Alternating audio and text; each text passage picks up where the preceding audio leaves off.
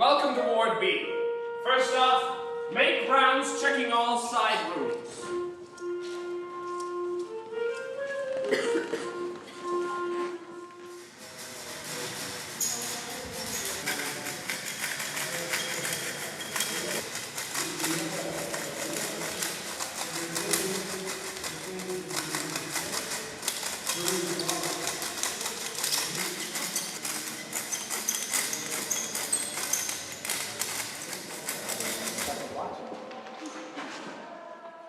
So I brought the hut inside the institution, in these walls that still echo the pain, the difficulties, certainly the psychic and physical imbalances of people. All the stories are still in this place. So I brought it in here to speak to that notion of people wanting to connect with nature, to connect with their own independence, and to kind of defy the idea of what an institution does to us.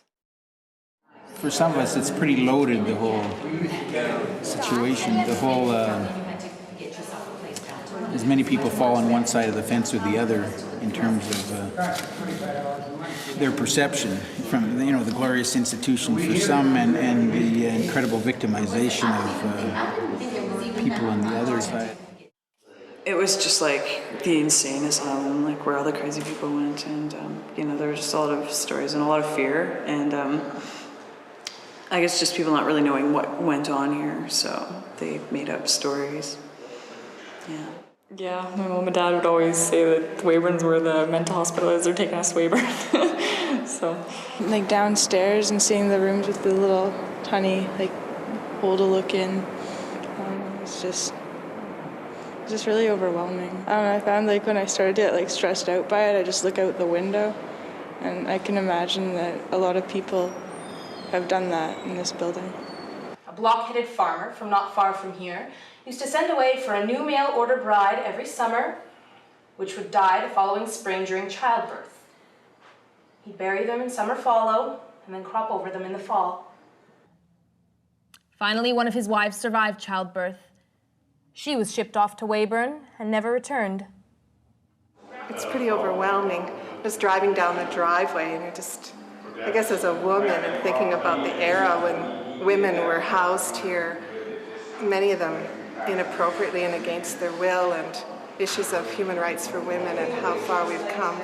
I just can't imagine being a woman who was isolated, probably battered, probably poor, coming into this setting. I dreamt that I was going through the ward on a school tour. Somehow I would always get sidetracked and left behind by my fellow students. I would try my best to convince the nurse or orderly that I was a student and not a mental patient. This would always happen at a shift change, when new staff was coming on the ward.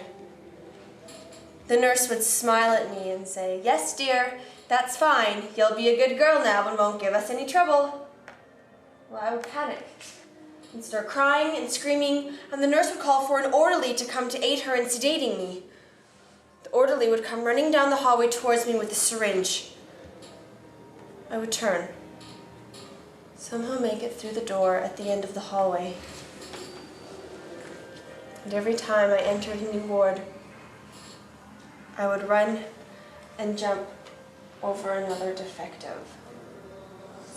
It makes you think almost like the Holocaust or something. The buildings, the way Jewish people go there and, it's like a warning or something. Like you feel, there's almost smells in here that just create such a sense, almost like history is in the walls or something. In fact, we've had quite a few. People that disappeared, we didn't know where they were. Maybe a day or two later, we found them hanging in the trees. I had my own experience. I'd only worked here about 4 months, and I was patrolling the side rooms, and I looked in one of the side rooms, and there was a man hanging. He had stepped on the bed to put the cord around the pipe, then around his neck, and he jumped from the bed, and he was gone. When I was 12, I was getting fed up with the place, eh? Because I thought, I even got some what do they call, stuff to kill flies. I got a big bowl of it, and I figured, well, this is the day I'm going to use it. And then after a while, I thought, no, I'm not going to let them get me. Well, I used to actually come out here as a little kid and have picnics with my family. Then as a teenager, this was the place to come and hang out, but it definitely wasn't a place that I wanted to stay very long when I was growing up. Patients used to come out and bury their belongings all over the place. So there was always signs everywhere saying, no treasure hunting. That's really hard to see.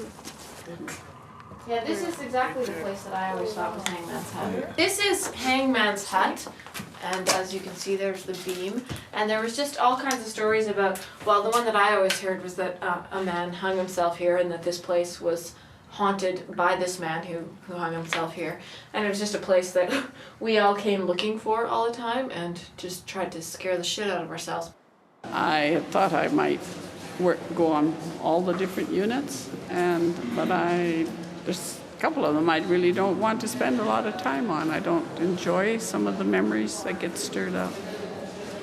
You know, from I started out here, many years, 46.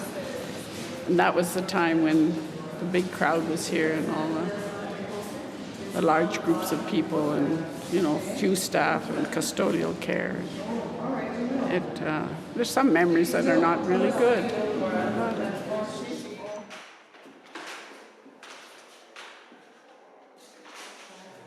It certainly has an aura, doesn't it, to it? It's kind of creepy. Really.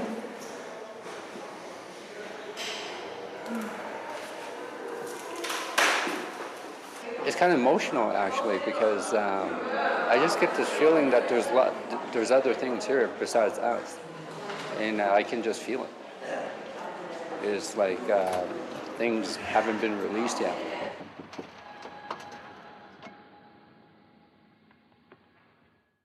There's a ghostly presence here, and the nurses that worked here, the frustrations they must have felt of wanting to help people and really couldn't. It just evoked a strong emotion in me, just walking into here.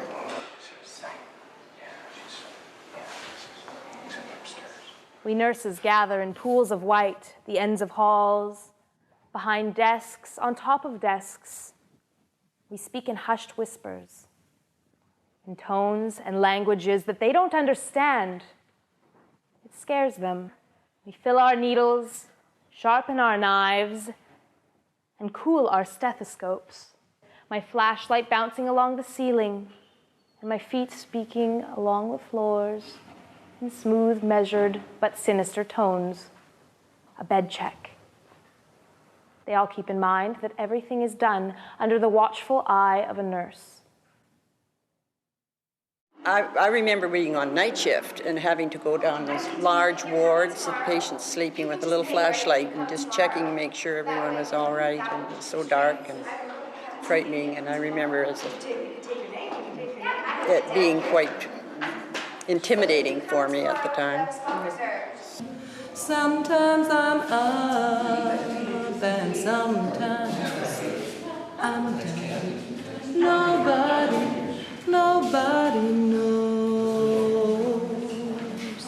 Nobody knows the trouble I've seen.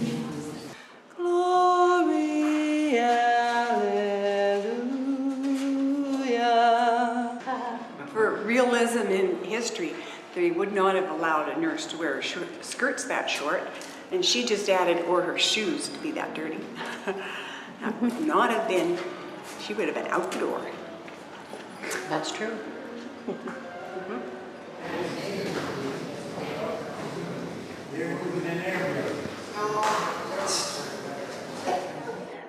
People make a big fuss out of one of the more simpler things that happen in this floor, Kim Morgan's grass. They think it's a miracle that it's growing in the shape of a cross, which is just people wanting to believe.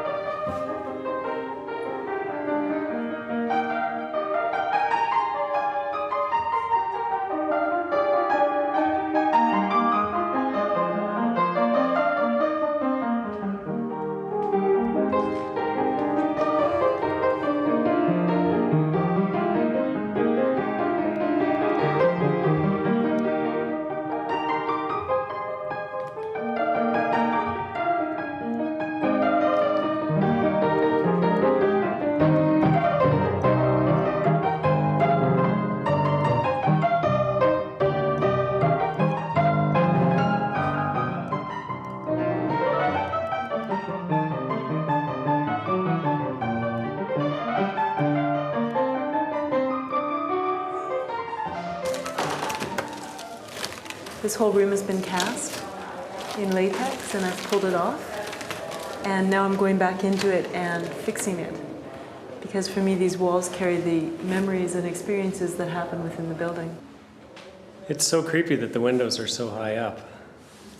They don't want people to be able to see people in here. It's a way of hiding people. What you say about hiding, you know, there's a metaphor in there for mental health. Yeah. Is that Hiding behind. Yeah. Yeah. It's embarrassing. That's what the metaphor for this room in terms of the latex, that's transparent. Yeah. And you can stretch it and it pulls, and it is a metaphor for how the stories that have changed within this wall. Whose memory is reliable, right? Mm-hmm. Because everybody has their own story. Yeah. And really only the walls know.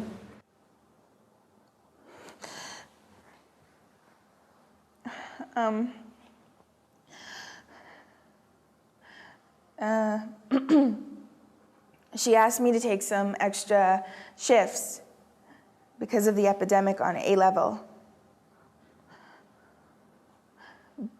But all I do all day is change the same beds over and over and over. So I'm not really used to being covered in blood and shit all day.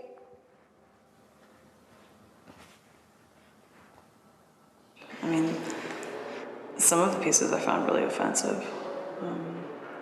Like, you know, people saying, oh, I feel so trapped in here, and like, or acting like they're crazy, you know.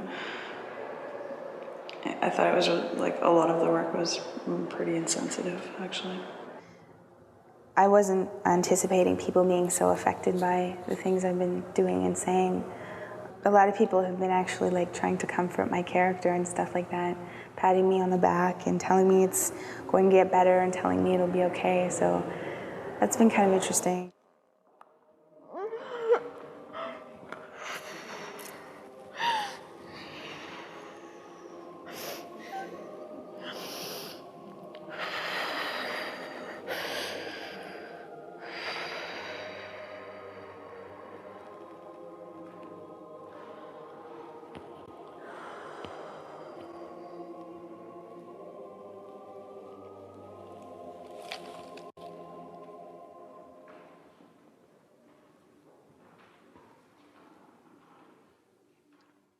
Rule number 1, do not break the rules.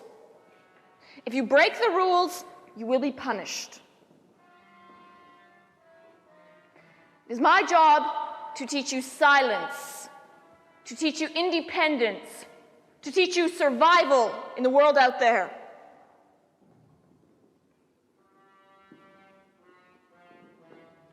Well, let's be individuals. Spread yourselves out. There's lots of room in here. Stop standing around in a circle. Come on, move, move. I'm just going to observe you while we let that medication take effect. And hopefully this won't be too intrusive. Now I'm just going to come around and ask you a few questions. For you, ma'am, I'm interested in knowing what your perception of color is like in this space. Does it appear keener? Maybe incandescent? Or maybe as if you can see through the color? It's bright. It's bright. Mm-hmm. I thought it was a little dull in my eyes, personally, but you're the one on the medication. Excuse me. Morons! My secretary's just across the way, so she'll record that. Now, unfortunately, because you were late, our time for our treatment is over, so if you'll just follow me. I was worried a little bit, you know, that they might leave out the humor, but I discussed it with Andy, and he said, oh no, there'll be some of that too. Because sometimes when you worked here, that's all you had to go on was your sense of humor. Lingerie. Lingerie, yes, yes. Girls like lingerie. Women like lingerie. Women like lingerie. Department store salesmen in the lingerie department like lingerie. Yes, yes. Okay. No, I know. Miniature Buddha figurine. chocolates, yes, that's just the thing. Just the thing. Come with me, I can do this.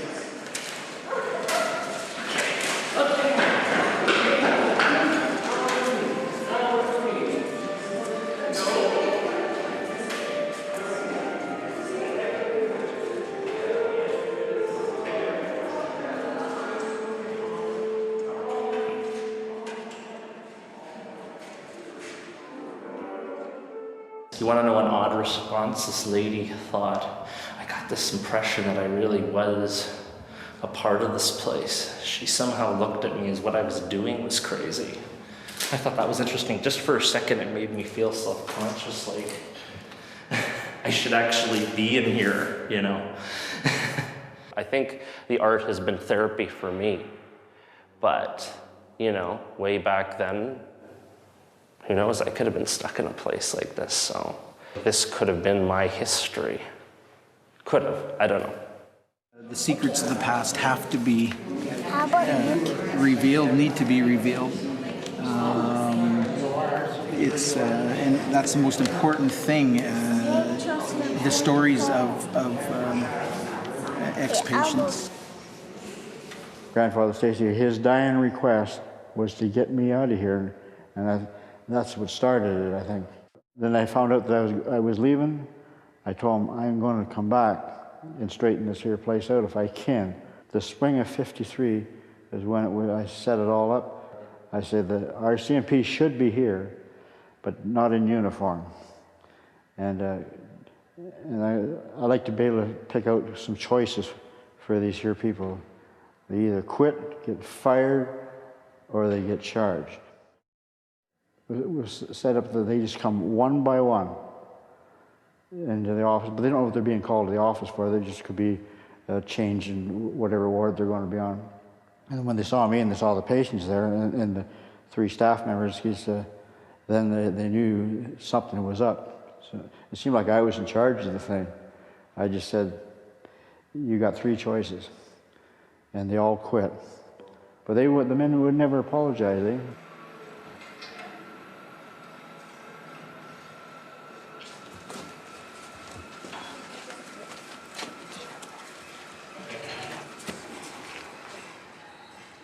Lots of time to think down here. They like to turn the tables on you, even during the best years of your life. Blood, sweat, tears pouring out. You pour it out to them willingly. That's not enough. No satisfaction from that. No. I have to drag it out of you. Outcast. Cast down here. Sent down to the bottom, despite my years of faithful service. Did you hear that? They're back there. Scratching out a pattern on the floor. Scurrying from one wall to another. Oh. It must have been a very, very sad place and very difficult for the people to work here, but very, very sad for those who were incarcerated, because it was an incarceration, I figure. I'm reading a book done by a person who survived the Holocaust, and some of the noises in the rooms remind me very much of the experiences of them being taken away by train and what they had to do and all that.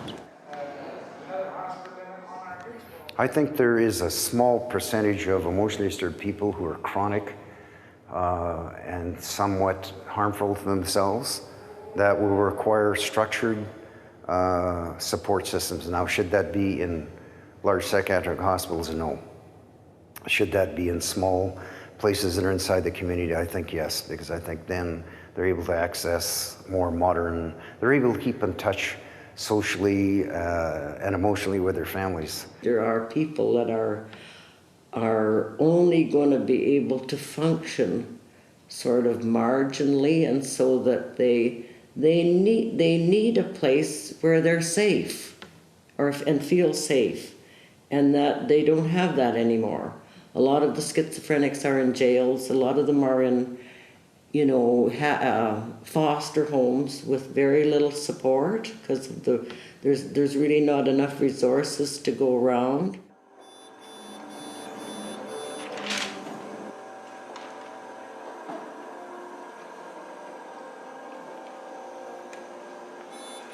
Time to clean up. Fold the laundry for the next day. Change any wet beds. Check side rooms every half hour, all shift. 10 to 11, change of shift. Count all narcotics. Say good night, everyone. Good night. Good night. Good night.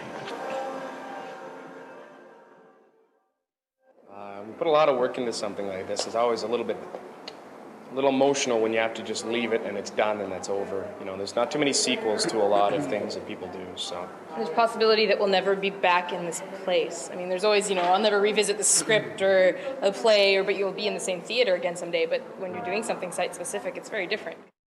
I think people got a good experience from it. There's a lot of horrible things that went on here, and I think it's good for people to know about them.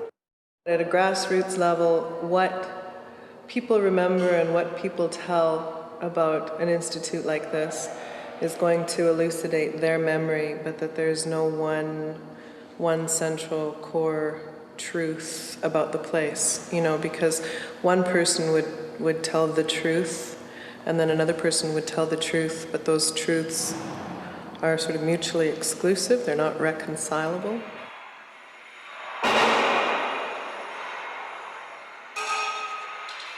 Boy, it's been a journey. It's turned out better than I expected.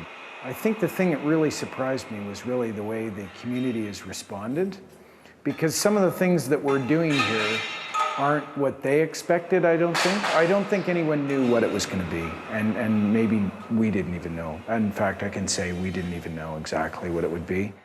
The nature of these kind of projects is they're completed by the audience. So I'm really pleased with the way the audience has completed this event and made it what it is. I think that was a hope for a lot of the community people, because when I've been talking to them, they've been saying, you know, like, oh, maybe we can do this year after year. This will be like a summer thing. The Weyburn project, yeah, hoping that we can somehow keep this place alive. Yeah. And I think it's a great idea. I don't know if it'll happen. Maybe the community will, you know, continue on. Personally, it's a hard thing to think of this building being gone. I mean, it's massive. It's a beautiful structure, you know, to look at it from the outside. But to see the rough condition of it, it makes you feel sick. And to know it would just be too costly to try to do something with it.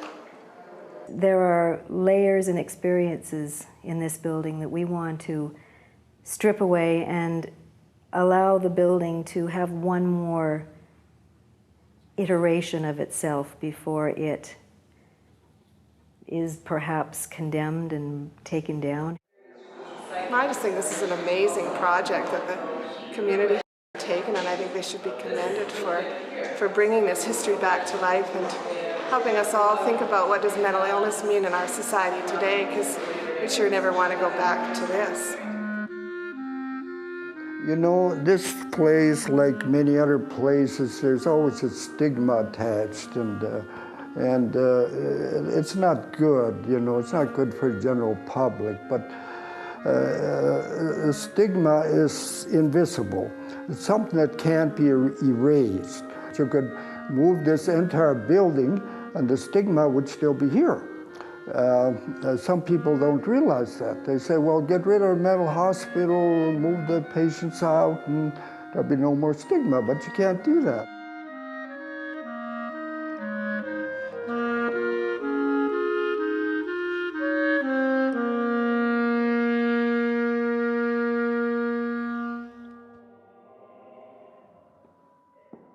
We are such things as nightmares and dreams are made of.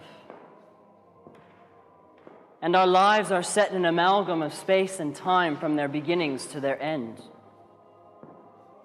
Sometimes our nightmares and dreams spread through time and remain behind us long after we are gone.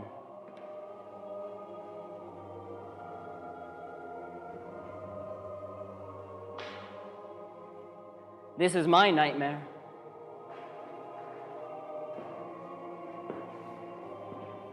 I'm covered with hands. They take hold of different parts of my body, staking out their territory.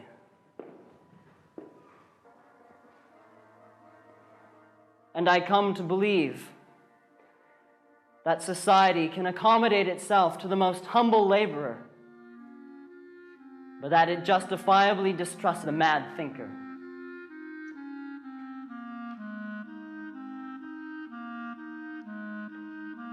Nurse!